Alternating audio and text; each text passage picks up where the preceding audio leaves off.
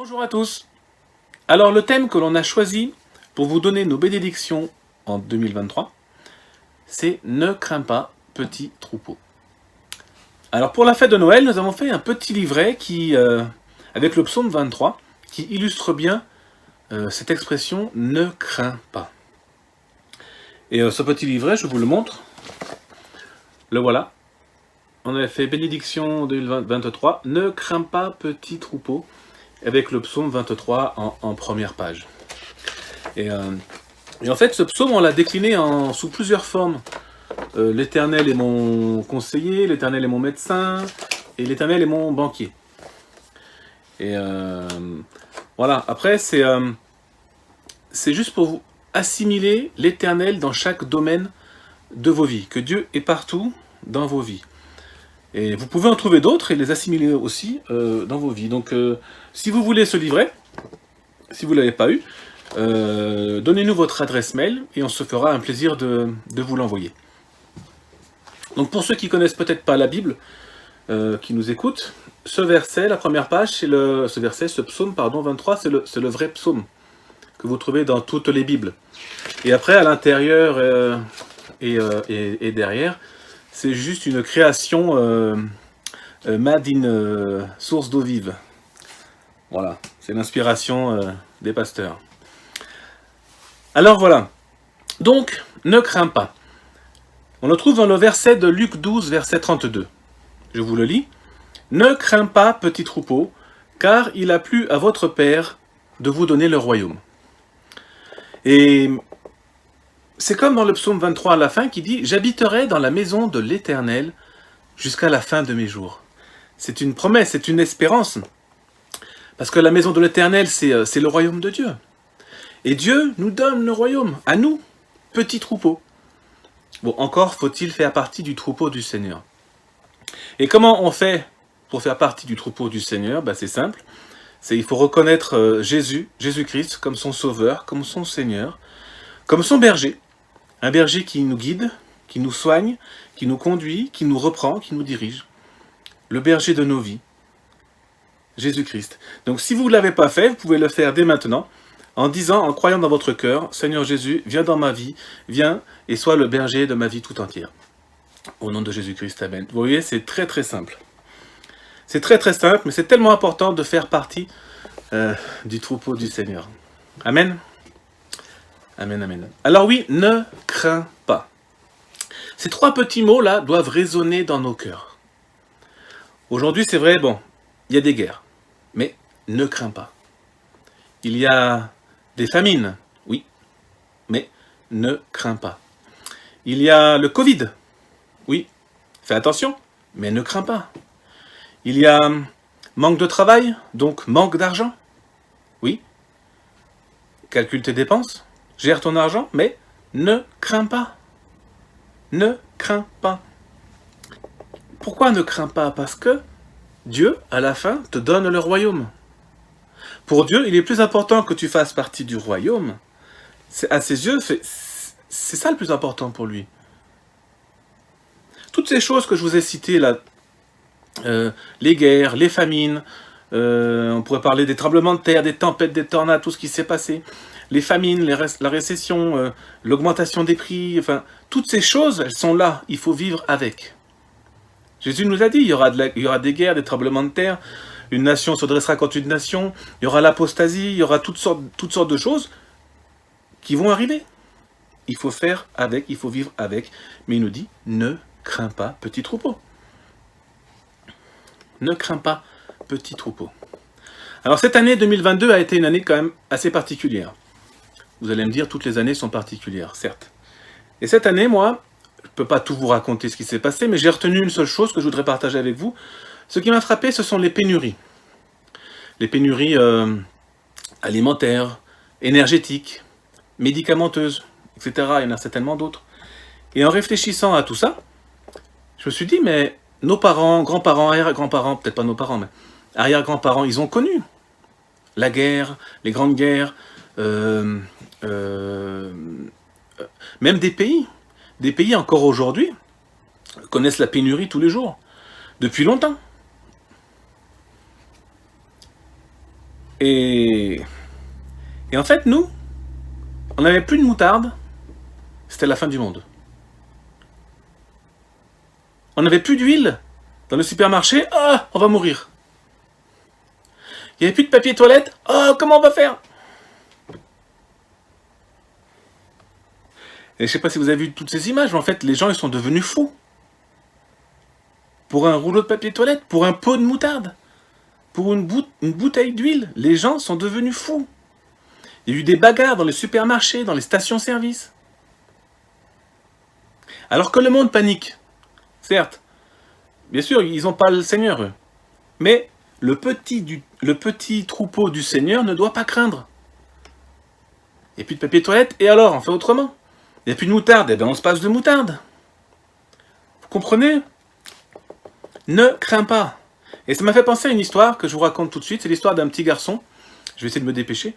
Un petit garçon pauvre qui vit dans un pays pauvre. Et ce petit garçon, il ne mange pas tous les jours parce qu'il n'y a rien à manger. Il fait des kilomètres à pied tous les jours pour aller chercher de l'eau.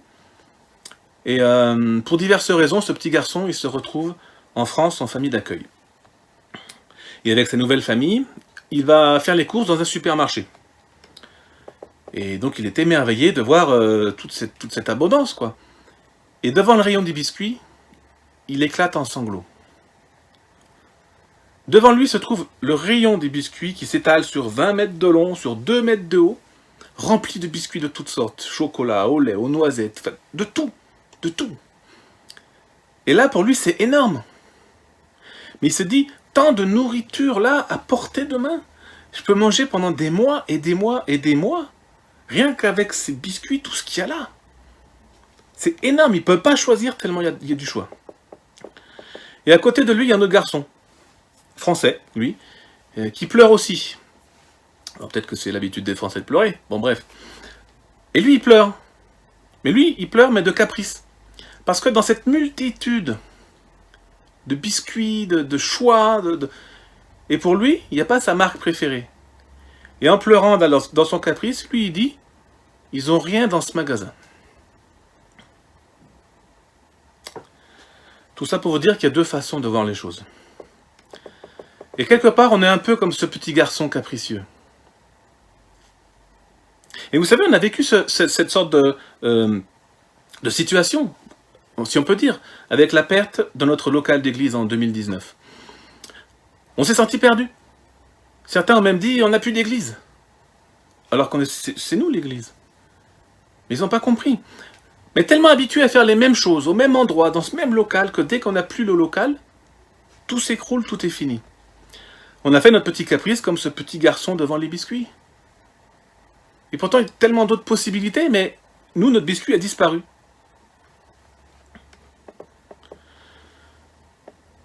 Et Dieu, mais Dieu a mieux pour nous. Et Dieu, là, il nous attend devant. Et je le vois, il dit, mais il est là devant, puis il se retourne, puis il dit, mais qu'est-ce qu'ils font, là? Moi, je les attends, là. Allez, hop! Faut qu'ils se réveillent, là, maintenant. Faut sortir du désert, les gars. Allez-y, venez, là. Donc, ne crains pas, petit troupeau, certes, mais j'ai envie d'ajouter, réveille-toi, petit troupeau. Dans le corps du Christ, il n'y a que des acteurs. Ça, c'est le pasteur Jean Brunet qui a dit ça le mois dernier. Il n'y a que des acteurs dans le corps du Christ. Il n'y a pas de figurants, donc engagez-vous sérieusement dans le service à l'Église pour le Seigneur. Et quand on parle d'engagement, le 1er janvier, aujourd'hui, c'est le jour où généralement on prend des bonnes résolutions. C'est je vais faire du sport, je vais commencer un régime, je vais arrêter de fumer, ou je vais commencer à lire la Bible. Et généralement, on ne tient pas longtemps. Le 10 janvier, c'est bon, on a déjà recommencé nos mauvaises habitudes. Donc, aujourd'hui, prends cette bonne résolution de t'engager encore plus avec le Seigneur, dans l'intimité avec lui, dans le service à l'église, dans diverses activités comme dans le petit salon. Fais-le à fond pour le Seigneur et tiens ferme. Parce que cette année va être une année de conquête. Es-tu prêt à t'investir davantage, à prendre des initiatives, à trouver des projets, à aider les pasteurs en place, à mettre Dieu et son Église en premier dans ta vie? Cette année doit être une année où l'Église de Christ se lève avec une pleine assurance, malgré toutes les circonstances qui l'entourent. Cette année, c'est une Église qui dit « Nous ne craindrons pas car nous servons le bon berger ». Es-tu prêt? Es-tu prêt à traverser le Jourdain? C'est le moment. Dieu n'attend que nous. Alors, pour finir, mes exhortations pour vous en 2023, c'est ne crains pas, bien sûr, et engage-toi. Ne crains pas et engage-toi. Sois un bon acteur dans l'église où Dieu t'a placé. Ne sois pas un simple figurant, ne sois pas un simple consommateur. Sois un conquérant, sois un Josué. Il est grand temps. Parce que l'église, l'horloge de Dieu avance. Que Jésus vous bénisse. Eh bien, bonjour à tous, chère Église de la Source d'eau vive, chères sœurs, chers frères. Alors nous débutons notre nouvelle année 2023 et nous les débutons avec ces paroles. Ne crains pas, petit troupeau, car notre Dieu, le Créateur du ciel et de la terre et de tout ce qui s'y trouve, le Dieu d'Abraham, d'Isaac et de Jacob, a dit ceci. Car je connais les projets que j'ai formés sur vous, projets de paix et non de malheur, afin que vous ayez une espérance et un avenir. Alléluia. Ainsi, notre Père a un plan pour ta vie. Il est écrit aussi, Dieu nous a sauvés et nous a adressé un saint appel. Et il ne l'a pas fait à cause de nos œuvres, mais à cause de son plan et de sa grâce. Amen. Alors, pour cette nouvelle année, j'ai quelques questions à vous poser. Quel est votre objectif en 2023? Qu'est-ce que le Seigneur a déposé sur vos cœurs? Et pour atteindre vos objectifs, qu'allez-vous faire de votre temps? Et cela nous amène à définir nos priorités.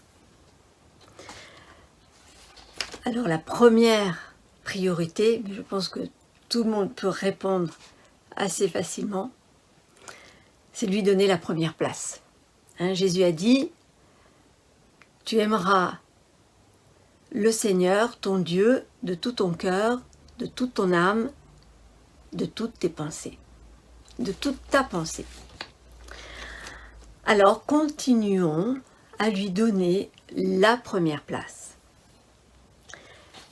Déjà chaque jour, dans la lecture de sa parole, même si c'est que quelques versets, dans la prière, même si c'est des petites prières, même si elles sont courtes, mais réservons-lui la première place. Le rassemblement du dimanche, et puis dans les dîmes et les offrandes. Restons-lui fidèles. Paul a dit à Timothée ceci. Sache que dans les derniers jours, il y aura des temps féroces. Donc, restons-lui fidèles. Ça, c'est important. Maintenant, 2023, quel est ton objectif? Alors, pour certains, les projets sont différents. Ça peut être un projet familial, construire une vie de couple, ou bâtir une vie de couple. Professionnel, une formation, une conversion à un métier. Scolaire, un brevet, un bac ou au-delà. Personnel, rétablir ou rebâtir une santé physique, mentale. Il y a plein de projets. Soutenir une famille, une personne. Soutenir le projet du petit salon. Témoigner. Semer la bonne nouvelle. Et bien pour tout cela, il faut un plan. C'est-à-dire gérer le temps. Planifier. Planifier, c'est inscrire sur un papier du concret, être précis. Comment tu vas utiliser ton temps? C'est-à-dire, c'est ta feuille de route. Et lors du dernier jeûne et prière, on avait reçu cette vision. Tout le monde avait une couronne et chacun recevait une feuille de route. Et c'est de cette feuille de route-là dont je veux vous parler. Et c'est vrai que le temps passe vite.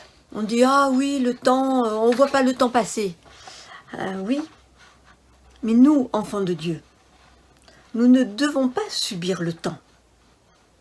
Mais nous devons dire au temps ce qu'il doit faire.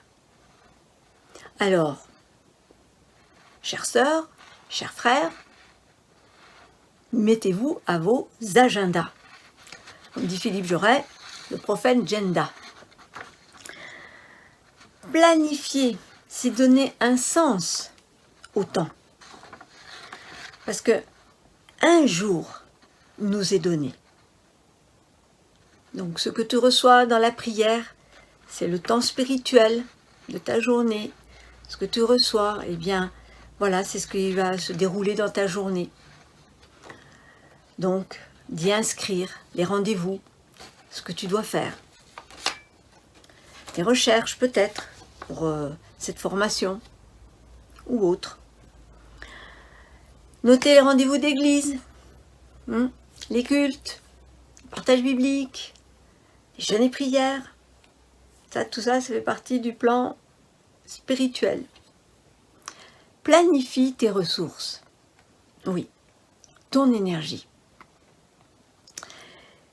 Et c'est vrai que souvent, on fait beaucoup de choses qui nous plaisent, parce que c'est satisfaisant, mais ce n'est pas ce que nous devons faire. Et là, nous ratons notre cible. Donc, planifier. Planifie ton talent, les relations, ton argent, ton carburant. Dieu est très pratique. Comment vas-tu donc les utiliser cette année? Et cela va te demander à faire des choix. De garder certaines choses, mais de rejeter d'autres. Et ça, c'est important. Vous voyez, quand on voit les sportifs, eh bien, ils ont une feuille de route. Et le choix des aliments, le choix des lectures, les temps d'entraînement, les temps de sommeil, tout est planifié. Et en faisant ce petit message pour vous, je me suis souvenue de Jésus lors de la multiplication des pains et des poissons. Donc ça, c'est dans Marc 6, 35 à 44. Donc il y a beaucoup de gens. Et puis les disciples commencent à s'inquiéter. Ils vont voir Jésus, mais il faut qu'il mange. Et Jésus, qu'est-ce qu'il va leur dire? Donnez-leur vous-même à manger. Autrement dit, Jésus il dit, qu'as-tu dans tes mains? Alors il y en a un qui arrive, il dit, on a 5 pains et 2 poissons.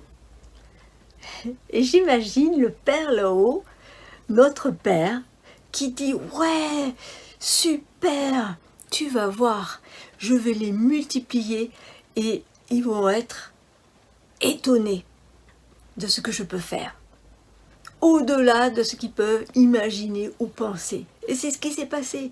Le peu qu'il y avait, il les a multipliés. Alors, as-tu un plan pour 2023? Apporte-lui un plan. Qu'as-tu dans tes mains? Il va le multiplier. Alléluia. Quand tu as un plan, ta vie a une direction, une destination. Et tu vas pouvoir supporter la pression, les jalousies, les critiques. Tout cela va pas beaucoup t'affecter parce que tu sais où tu vas. Tu as ta destination. Et puis si tu sais pas où tu vas, ne t'inquiète pas. Demande au Père. Pourquoi tu m'as créé?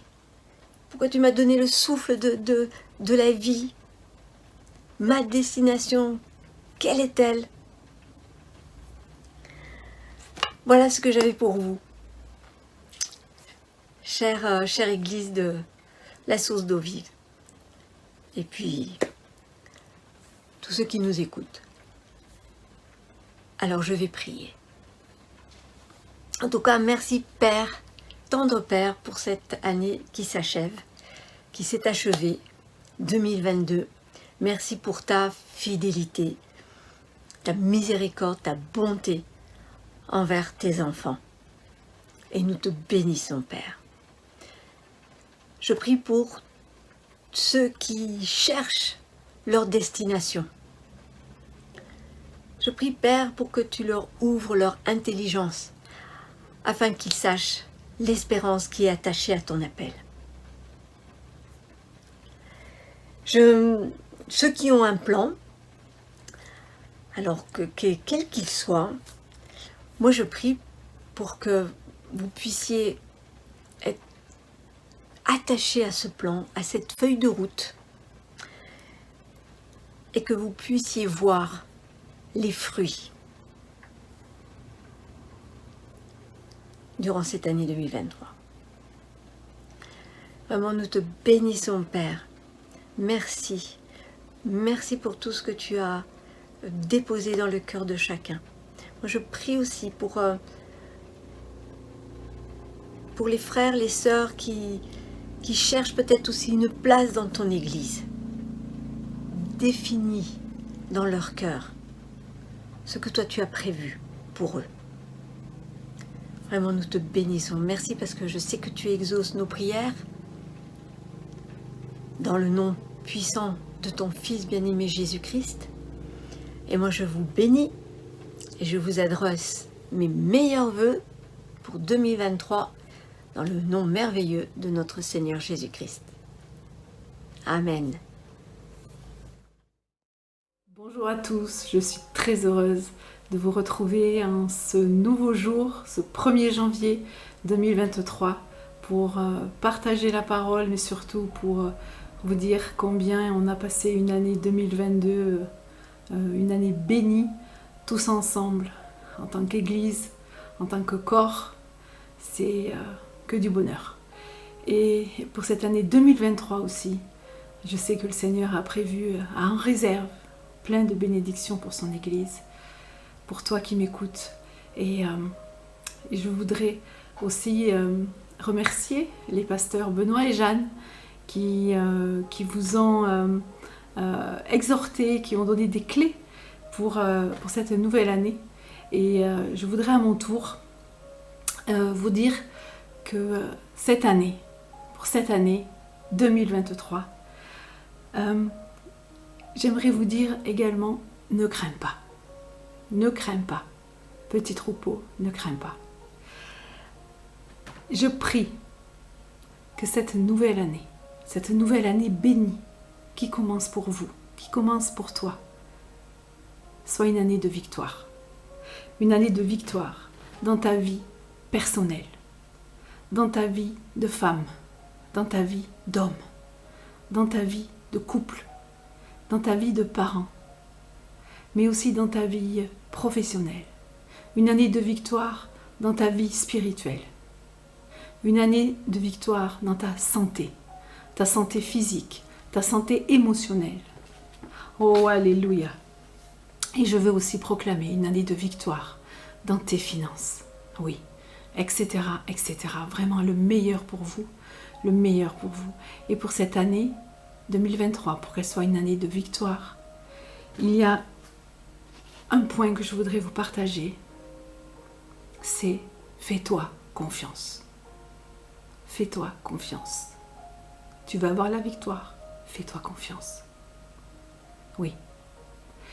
Est-ce que tu te fais confiance? Est-ce que tu te connais? Est-ce que tu connais tes points forts? Est-ce que tu connais tes points faibles? C'est important pour avancer d'être honnête avec soi-même. Et je vous invite en ce premier jour, en ce 1er janvier 2023, de faire cette liste. Faites une liste avec vos points forts, vos points faibles. Pardon. Parce que c'est important pour avancer, pour savoir qui on est. Et parfois, c'est vrai que ça peut être douloureux, mais il faut se faire violence. Et certains, peut-être ça va être douloureux pour faire les points forts. Mais laissez votre cœur parler. Laissez votre cœur parler. Et c'est vrai que pour les points faibles, dans les points faibles, souvent il y a cette peur. Peur du regard des autres, peur de ne pas faire confiance aussi aux autres. Parfois on a pu être trahi. Mais je vous invite aujourd'hui à vous faire violence et de dénoncer dans nos vies, dans notre cœur, ce qui nous empêche d'avancer. Parce que la peur paralyse. Ça nous paralyse physiquement, donc on n'ose pas aller, comme je disais, on n'ose pas aussi parler. Donc ça peut être une peur oralement. Par exemple, rien que le fait de dire « je t'aime » à quelqu'un, ça fait peur. Ça fait peur, suivant l'éducation que nous avons eue, etc.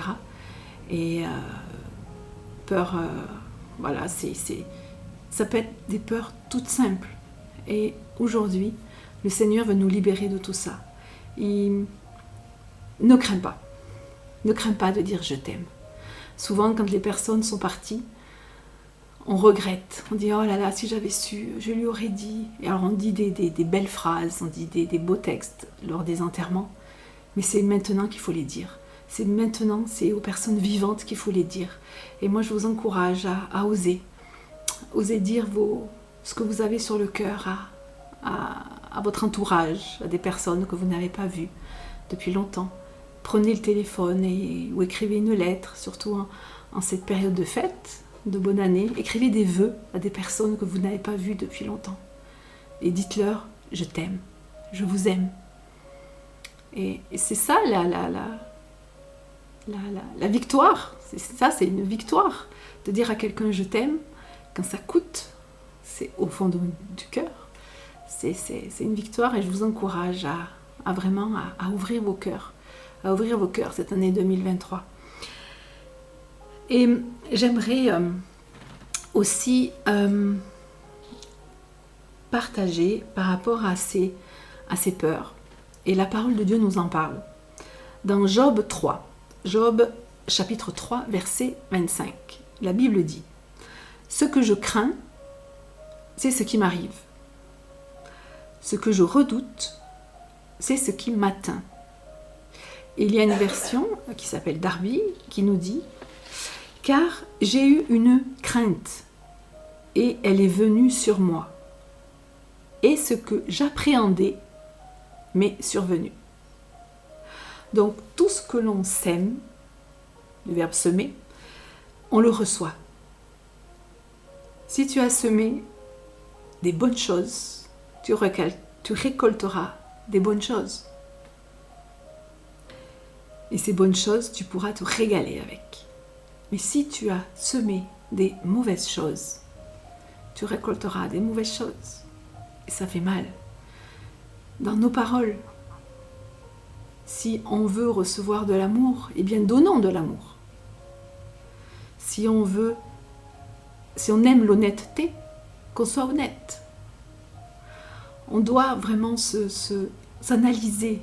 Et moi je vous invite en ce premier jour de janvier à vous analyser, qu'on s'analyse chacun. Et on doit se faire confiance. Et aussi, je voudrais vous inviter aussi à vous pardonner. Pardonnez-vous vous-même. Oui, vous avez été dur avec les uns les autres, avec soi-même. On peut être dur aussi avec soi-même. Et pardonnez-vous pour avancer. Le pardon c'est vrai qu'on souvent on dit on doit pardonner aux autres, mais pardonnez-vous vous-même aussi. C'est important, c'est important. Tout le monde fait des bêtises, tout le monde fait des erreurs, et on se relève. On est comme un enfant qui tombe de vélo. Qui n'est jamais tombé en faisant du vélo? Et on s'est relevé, et aujourd'hui on fait du vélo, et c'est acquis. Personne ne pourra nous l'enlever. Donc je vous encourage à vous arrêter dans toutes ces activités qu'on peut avoir, dans tout ce que l'on peut entendre à la télé, dans les réseaux sociaux, sur les réseaux sociaux, etc. De ne pas écouter tout cela et de faire le point sur sa vie et de savoir ce que nous aimons, ce que nous croyons vraiment au fond de notre cœur. Que l'on ne soit pas des moutons, mais des brebis. La parole de Dieu nous dit dans cette magnifique carte donc, que le pasteur Benoît vous a présentée, que nous avons fait dans notre église, du psaume 23. Et nous sommes des brebis, nous ne sommes pas des moutons. On a chacun une personnalité différente. Dieu nous a créés uniques. Je suis unique, et toi qui me regardes, qui m'écoutes, tu es unique. Et tu as tes propres choix. Tu as ton propre cœur. Et ne laisse personne le souiller. Et sois toi-même. Reste toi-même. Mais pour ça, il faut se connaître. Qu'est-ce qu'on aime, qu'est-ce qu'on n'aime pas. Que ton oui soit oui, que ton non soit non, nous dit la Bible. Oh, alléluia. Merci Seigneur. Et je voudrais terminer avec un verset qui est dans le Nouveau Testament. C'est dans 2 Timothée, chapitre 1, au verset 7, qui nous dit « Dieu ne nous a pas donné un esprit de crainte ou de lâcheté », suivant les versions, la version Semeur nous parle de lâcheté. Donc, Dieu ne nous a pas donné un esprit de crainte, mais de puissance, d'amour et de conseil.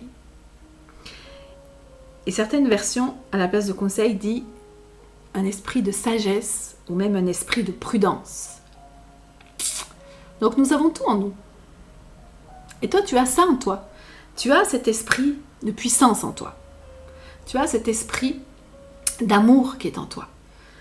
Tu as cet esprit de conseil ou de sagesse ou de prudence.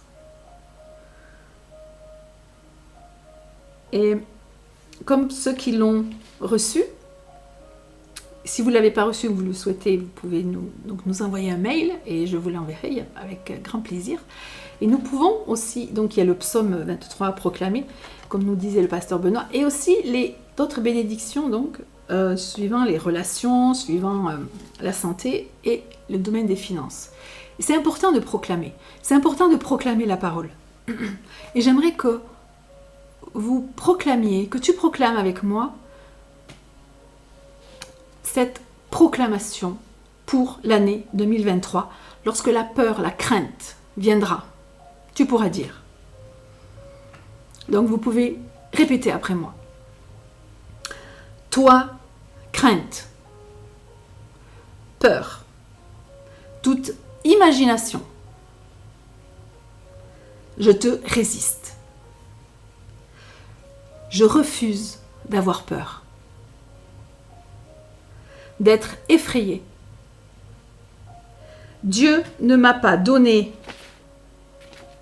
un esprit de crainte, un esprit de peur ou un esprit de lâcheté, mais un esprit de force,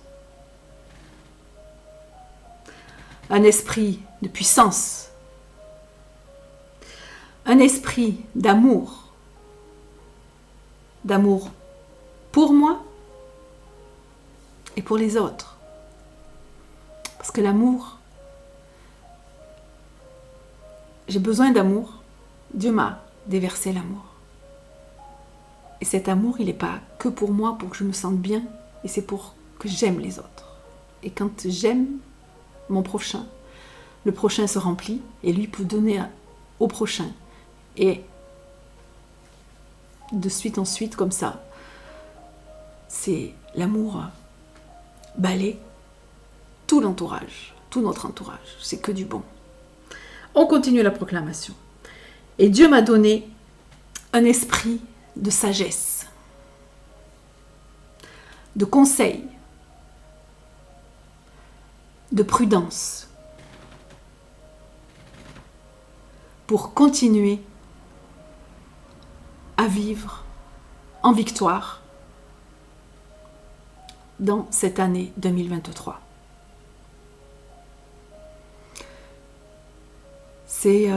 Je vous souhaite vraiment que cette année 2023 soit une année de victoire pour toi qui m'écoutes, pour ta famille, pour ton couple, pour tes enfants.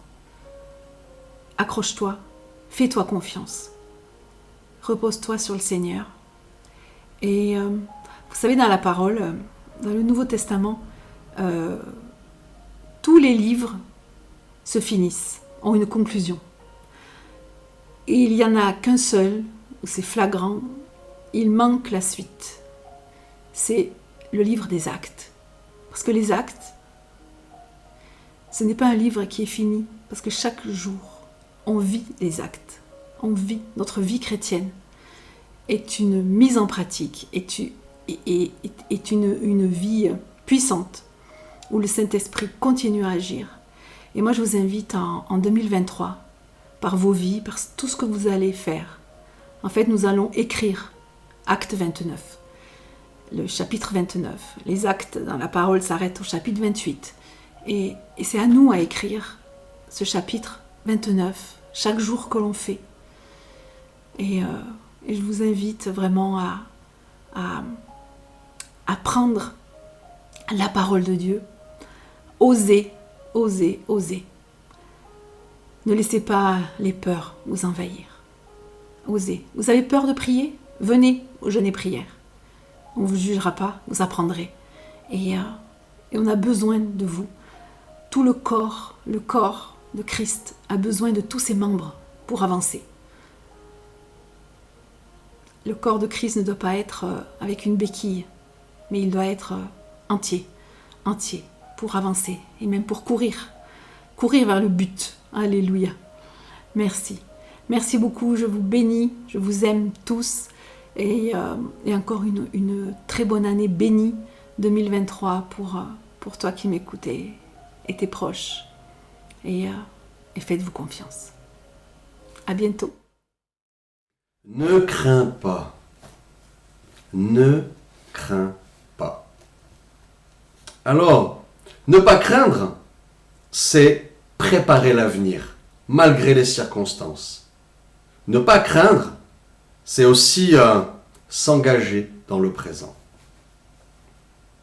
Ne pas craindre, c'est avoir confiance en soi en tant qu'enfant de Dieu, et c'est avoir confiance en Dieu, celui qui peut tout. Le pasteur Corinne nous a parlé de la confiance en soi, et j'aimerais moi vous partager sur la confiance en Dieu pour cette année 2023. Voici ma question, et la question que tu dois te poser. Quelle est ton expérience avec Dieu? Qu'est-ce que tu as vécu de concret avec Dieu? Je veux te dire, par le sacrifice de Jésus, tu es réconcilié avec Dieu le Père. Tu reçois son esprit. Tu crois que sa parole est vraie. Tu la mets en pratique. Le Saint-Esprit t'aide à la mettre en pratique. Et comme Jésus est la parole de Dieu qui est esprit, qui s'incarne en chair, toi-même, la parole de Dieu en toi, par la foi, devient incarnée et tu la vis en chair, de manière concrète dans ta vie de tous les jours. de manière incarnée. Donc si tu es réconcilié avec Dieu, et que Dieu est ton Père, et que tu vis cette relation, tu vas forcément vivre des choses qui viennent du ciel, des choses qui viennent de Dieu.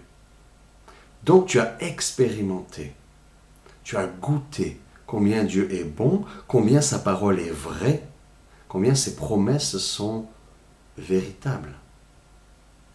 Tu as une base. Ta relation, comme dit la parole, c'est avec raison que nous croyons.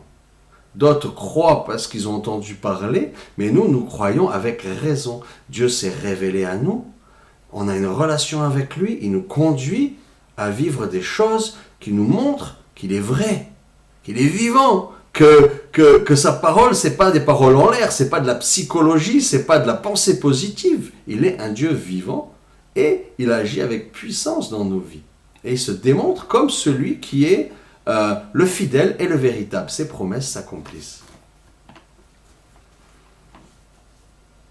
Et là où je veux te faire prendre conscience d'une chose particulière, c'est que par cette relation, toi, tu as changé. Tu n'as plus de religion, tu n'as plus de règles, tu n'as plus de philosophie, de morale. Tu as une relation avec un Dieu vivant qui te conduit au chaque instant. C'est pourquoi il est dit, c'est Jésus qui parle à Nicodème, celui qui est conduit par le Saint-Esprit, on ne sait ni d'où il vient ni où il va, comme le vent. Parce qu'il ne fait pas des choses qui sont selon des règles, des principes figés, statiques. Il est dynamique, en mouvement, en marche. Et ça surprend les hommes, ça surprend les puissances des ténèbres, ça surprend l'ennemi. Et ça permet de libérer les miracles, la gloire de Dieu sur la terre. Ça, c'est les enfants de Dieu qui marchent avec l'Esprit de Dieu. Mais ça a un but. Tout ça a un but. Et le but, c'est de nous instruire, de nous enseigner. Et vous avez vécu des choses avec Dieu qui, en fait, étaient votre enseignement, votre instruction. Dieu vous prépare pour quelque chose. Dieu dit dans sa parole, je lis le psaume 32 au verset 8. « Je t'instruirai et je te montrerai la voie que tu dois suivre. Je te conseillerai, j'aurai le regard sur toi. » Et Dieu rajoute dans le Nouveau Testament, dans Jean 14 au verset 26, « Le Père, c'est Jésus qui parle, le Père enverra en mon nom le Saint-Esprit, celui qui doit vous aider. Il vous enseignera tout. Et il vous rappellera tout ce que je vous ai dit. » Dieu est notre Père. Il veut nous instruire. Il nous envoie le Saint-Esprit pour qu'on ait la capacité d'être en communion avec lui, en relation avec lui, d'entendre sa voix, de connaître sa volonté et d'y obéir à l'instant T. Non pas comme une règle de « il m'a dit ça il y a 20 ans et depuis je l'applique aveuglément et je force tout le monde à y obéir. » Non, je marche avec lui. Quand il me dit de tourner à droite au moment T, je tourne à droite, mais à l'instant T plus 1, ça va être de tourner à gauche, parce que la voie, ça tourne à gauche. Je ne dois pas être religieux et me forger des règles stupides, juste parce qu'un jour Dieu m'a révélé quelque chose. Dieu est vivant, je marche avec lui et je suis renouvelé et je suis vivant aussi parce qu'en lui est le mouvement et l'être. En lui seul, il y a la vie. Alors où je veux en venir? Si tu vis cette relation avec Dieu, tu as déjà expérimenté que certains versets sont vraiment vrais. Ça veut dire que tu crois que la parole de Dieu est vraie, tu cherches à l'appliquer et le Saint-Esprit t'y aide. Mais il y a des paroles, elles ont l'air plus vraies que vraies. Parce que tu les as goûtées. Parce que tu t'es appuyé dessus et tu l'as vécu. Parce que toi, tu as fait cette expérience. Tu connais la théorie et tu connais la pratique. Alors si ça t'est jamais arrivé, si ce que je te dis, ça te paraît surnaturel, si on t'a raconté que ça se passait que du temps de Jésus ou du temps des apôtres, et si ceux qui n'arrivent pas à vivre les choses de Dieu et vivre la Bible ou les actes des apôtres te donne des raisonnements qui justifient, qui sont complètement paralysés, qui ne vivent pas la vie de l'esprit, change de quartier, change d'enseignant, change d'église. Même toi, regarde ton cœur où tu en es. Si tu as changé la relation pour avoir des règles, si tu as abandonné la grâce qui donne le salut pour la loi, repens-toi, convertis-toi. Il faut que tu goûtes ces choses. Mais vous qui vivez ces choses, vous qui avez déjà expérimenté ces choses, vous êtes des membres du troupeau du Seigneur. Vous êtes des brebis du Seigneur. Et à vous, le Seigneur vous dit expressément, et je le dis de sa part, ne crains pas, petit troupeau. Ne crains pas pour 2023. Ne crains pas pour les temps qui viennent. Ne crains pas. Dieu est le même, hier, aujourd'hui, éternellement. Au début de ta conversion, il y a 2000 ans au temps des apôtres, de leurs disciples, des disciples de leurs disciples, et depuis 2000 ans, il est le même. Alors, maintenant que vous avez expérimenté que les promesses de Dieu sont vraies et qu'elles sont aussi pour vous, et que vous avez pu les goûter et les incarner, je vous demande juste de vous rappeler quelque chose. Dieu, et si vous êtes dans la reconnaissance, vous avez une liste de choses comme ça, c'est les choses que Dieu a démontrées, les œuvres glorieuses que Dieu a manifestées dans votre vie, en votre faveur ou à travers vous pour la faveur de d'autres. Il vous a déjà montré, soyons honnêtes, il nous a déjà montré, chacun de nous, et je m'inclus dedans, il nous a déjà montré qu'il est le Dieu qui répond aux prières, et qu'il exauce et qui répond favorablement quand on prie selon sa volonté. Nous avons déjà expérimenté qu'il est Yahvé Rapha, le Dieu qui guérit. Nous avons déjà expérimenté qu'il est Yahvé Jiré, le Dieu qui pourvoit. Nous avons aussi expérimenté, il y a plein de noms de Dieu dans la révélation, il n'y a pas que Jéhovah, je crois en Dieu, il y a, je découvre quel est le caractère de Dieu à travers tous les noms de Dieu qui sont décrits dans la Bible. Il y a notamment El Shaddai, le Dieu Tout-Puissant. Vous avez découvert certaines de ces réalités, certains de ces noms de Dieu, certaines de ces facettes de sa personnalité de Dieu. Vous avez expérimenté des promesses. Moi, personnellement, la première chose que j'ai expérimentée, c'est tu imposeras les mains aux malades et les malades seront guéris. Ça faisait une semaine que j'étais dans un groupe de maison. Il y avait des malades, il y a un temps de prière. Moi, je suis assis, je regarde, j'apprends. Et le responsable du groupe me dit, lève-toi, viens et prie. Je fais, ah non. Moi, ça fait une semaine, je ne connais rien. Il m'ouvre la parole de Dieu. Il me dit, tu crois en Dieu? Je dis oui. Tu crois que la parole de Dieu, c'est la vérité? Je dis, ben oui. Donc, il y a écrit quoi là? Et je lis. Voici les signes qui accompagneront ceux qui auront cru. Ils imposeront les mains aux malades et les malades seront guéris. Ah! J'étais coincé. Soit j'étais un faux chrétien, je dis oui, c'est bien, je vais méditer là-dessus, et puis je passe mon chemin, en fait, je vis rien. Soit je dis mince, Dieu est vrai, sa parole est vraie, je suis obligé d'y obéir si j'y crois. Et c'est par la grâce de Dieu, dans la deuxième option, que le Saint-Esprit m'a conduit. Et donc je me suis mis à prier, à imposer les mains à une femme qui était malade. Et j'ai senti la puissance de Dieu me traverser, finir ma guérison qu'il avait déjà commencé dans ma vie, et aller sur cette femme. La femme allait tomber à la renverse, toucher dans ses entrailles, et me regarder avec des yeux genre, d'où vient cette puissance, qu'est-ce qui se passe? Et moi, dans mon cœur, je me disais, mais ma pauvre, si tu savais comme j'y suis pour rien, ça fait une semaine que je marche avec Jésus, j'y suis pour rien. Mais moi, ce jour-là, j'ai compris une chose, que si je crois que je fais, la part de Dieu, c'est d'accomplir ce qu'il a dit. Et là, j'ai dit, mais j'avais 30 ans à l'époque, j'ai mis 30 ans pour découvrir cette vérité.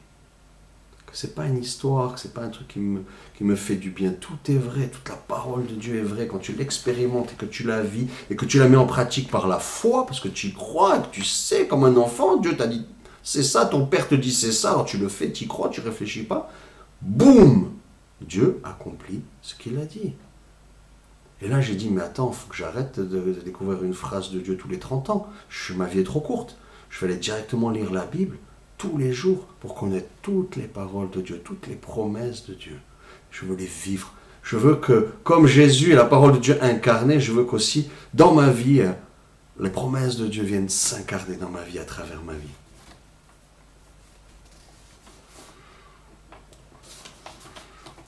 Donc, cet exemple que je vous dis, vous en avez plein vous-même. Chaque membre de l'Église peut témoigner des dizaines et des dizaines d'exaucements de prières, de miracles, de guérisons, de prodiges, de choses extraordinaires qui s'est passé dans sa vie. C'est avec raison que nous croyons. C'est la vérité. C'est la vérité.